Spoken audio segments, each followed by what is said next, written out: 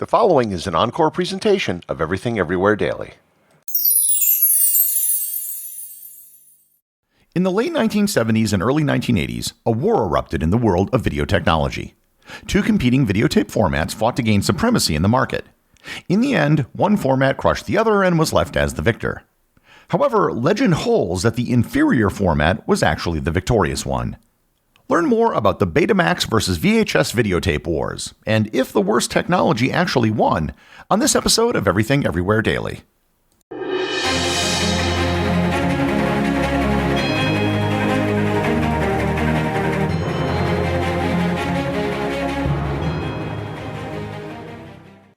This episode is sponsored by Quince. You've heard me talk several times now about Quince and how I've gotten some great items for my home, like my Turkish bath towels and my fisherman's blanket. Quince has must-haves like Mongolian cashmere sweaters from $50, iconic 100% leather jackets, and comfortable pants for every occasion. With Quince, I can get high-end versatile pieces at prices I can actually afford. All Quince items are priced 50 to 80% less than similar brands. By partnering directly with top factories, Quince cuts out the cost of the middleman and passes the savings on to you. And Quince only works with factories that use safe, ethical, and responsible manufacturing practices, along with premium fabrics and finishes. Indulge in affordable luxury. Go to quince.com/daily for free shipping on your order and 365-day returns. That's QUINCE.com/daily to get free shipping and 365-day returns. Once again, quince.com/daily. This episode is sponsored by Up First. Breaking news is broken. You're constantly doom scrolling on Facebook, Twitter, or TikTok to get the latest updates so you don't miss anything. If this sounds like you, I recommend that you listen to the Up First podcast by NPR. Up First provides the top 3 news stories to start your day. With digestible 10 to 15 minute episodes, which is about the length of this podcast, it's all the news you need so you can get back to your life feeling informed while letting you get ready, make breakfast, or go to work. From politics to economics and both national and international news, Up First is the go-to daily habit for the news consumer who wants to stay informed but is forever strapped for time. On recent episodes of Up First, I've been able to get the latest updates on trade policy, the stock market, and other topics that have helped me make informed decisions. Up First is the cure you need for your news fatigue. It lets you stay informed on the top stories while allowing you to spend the rest of your day on things more productive or enjoyable. Listen now to the Up First podcast from NPR. There are some of you listening to this who will remember the videotape wars quite well. Or if you don't remember the format war, then at least you remember videotapes. For those of you too young to remember videotape, back in the days before Netflix and the internet, you could store video in an analog format on magnetic tape. The tapes were extremely popular, and most households in developed countries had them. You could buy or rent movies on tape, record directly from television, or record your own videos on tape. Before I get into the Betamax versus VHS formats, I want to give a brief history of videotapes because, quite frankly, this seems like an entire appropriate place to do so.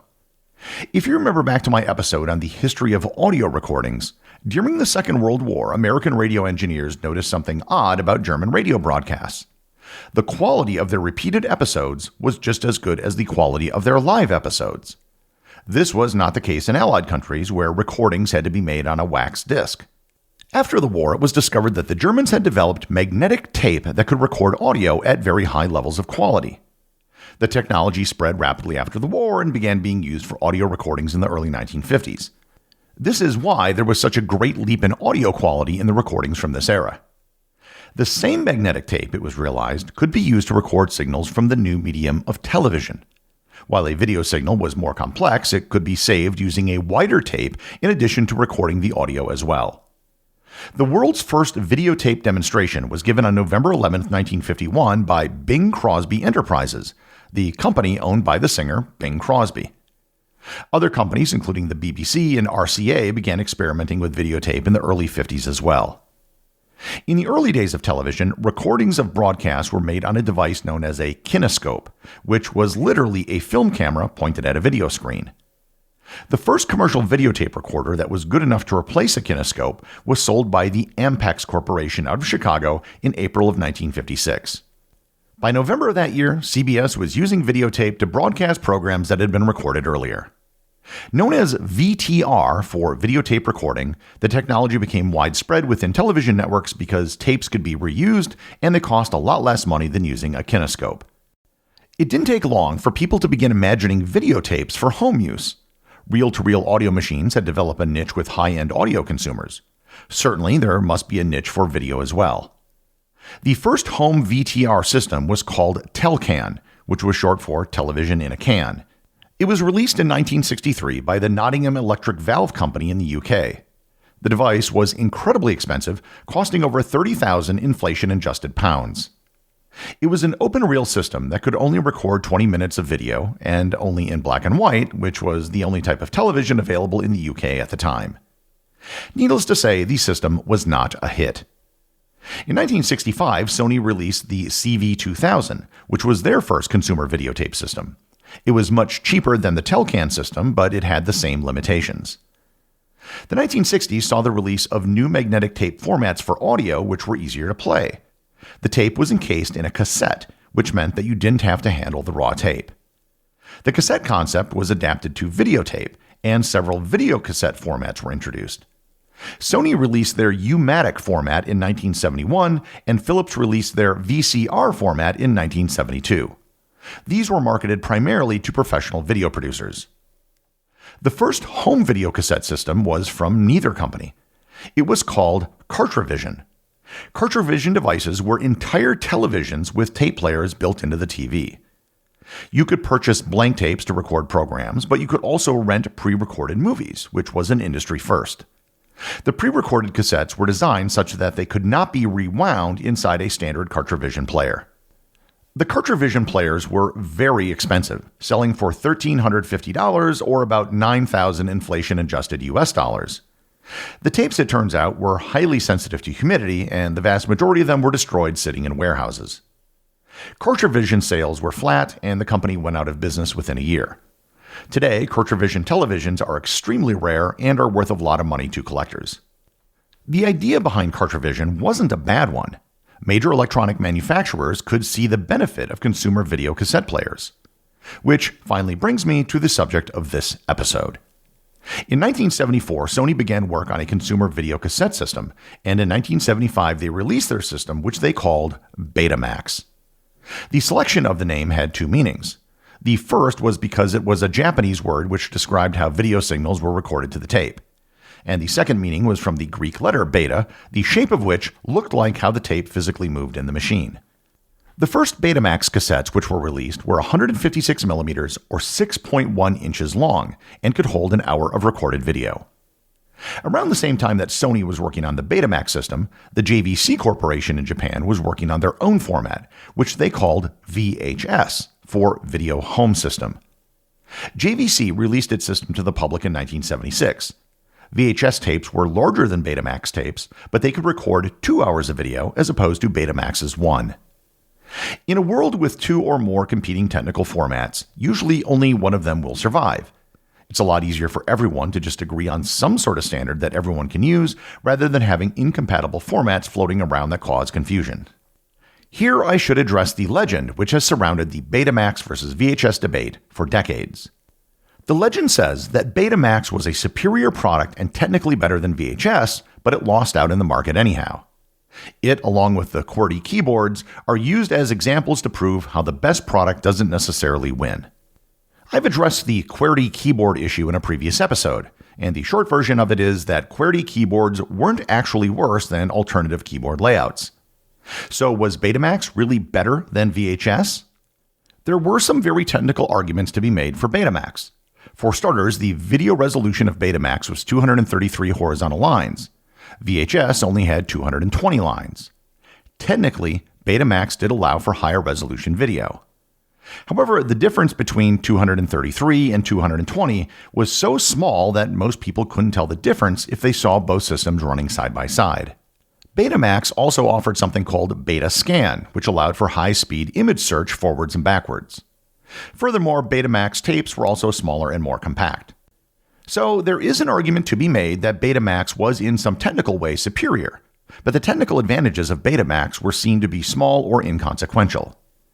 Considering that Betamax had a full 1-year head start, and they had some technical advantages over VHS, why was it that VHS won out in the end? The biggest thing was that the first generation of Betamax tapes could only record an hour's worth of video. If you wanted to record a sporting event on television, you couldn't do it with a single Betamax tape. You couldn't watch an entire movie on a single Betamax tape either. When VHS tapes were released, they could record 2 hours of video, which was enough for a full movie and enough to record most of a game. When it came to what people actually wanted to do with a home video player, VHS met their needs better. Moreover, the quality of VHS was pretty much the same as broadcast television, so a few more lines of horizontal resolution didn't really matter. While the amount of video that could be put on a tape was probably the biggest reason why VHS won in the end, it wasn't the only reason. Sony viewed their system as a proprietary format. They tried to get the Japanese Ministry of International Trade and Industry to adopt Betamax as the standard for the entire industry. And Sony would retain ownership and control the standard and would then license out the technology to other companies. JVC felt that an open standard would be better, a standard that everyone could use without having to pay a licensing fee. Soon after the formats hit the market, changes were made to adapt to market conditions. Sony eventually released a version of Betamax which ran the tape slower to hold 2 hours of video. However, companies began releasing VHS players which could record 4 and eventually 6 hours of video on a single tape. There was much more consumer demand for storing more video on a tape than there was for higher quality video. 4 hours allowed for an entire football game to be recorded, which was something Betamax couldn't do. Because VHS machines were created by a multitude of companies, there was also more competition. Betamax machines were only built by Sony and a few small other manufacturers that licensed the technology. By 1980, VHS had 60% of the market in the United States. By 1981, VHS had 75% of the market, and by 1984, they held a 92.5% market share. Because VHS was a more open format that didn't require licensing, it had more support from movie studios. More movies were released in VHS, and some movies simply couldn't be released in Betamax because they were too long. When video rental stores began to proliferate, they gravitated towards the format that more people had and that more movies were available for. Eventually, new and improved versions of VHS were released. VHS-C was a compact version of VHS released in 1984 that could fit into an adapter that could play on any VHS device. Super VHS was a higher quality version of VHS that was released in 1987. By 1988, Sony began producing their own VHS players. Despite the video format wars pretty much being over by the early 1980s, Sony never totally gave up on Betamax. In 1985, they introduced Super Betamax, and in 1988, they introduced Extended Definition Betamax. Sony kept producing Betamax video recorders up until 2002, and kept producing Betamax video cassettes until March of 2016. There are some third-party companies that are still making small quantities of Betamax cassettes today. VHS was the dominant video recording platform up until 2002 when DVD sales finally overtook tape sales. The success of VHS and the failure of Betamax wasn't the case of an inferior technology beating a superior technology. It was the case of one format delivering what they thought people wanted versus another which delivered what people actually wanted. People didn't care about minor differences in image quality on old standard definition television sets. What they wanted was to record and play longer videos. The fact that Sony tried to control and profit off the entire Betamax ecosystem, whereas JVC made the VHS ecosystem open, also ensured that VHS would end up victorious. The executive producer of Everything Everywhere Daily is Charles Daniel. The associate producers are Austin Oakton and Cameron Kiefer. I want to thank everyone who supports the show over on Patreon. Your support helps make this podcast possible. I'd also like to thank all the members of the Everything Everywhere community who are active on the Facebook group and the Discord server. If you'd like to join in the discussion, there are links to both in the show notes. And as always, if you leave a review or send me a boostagram, you too can have it read on the show.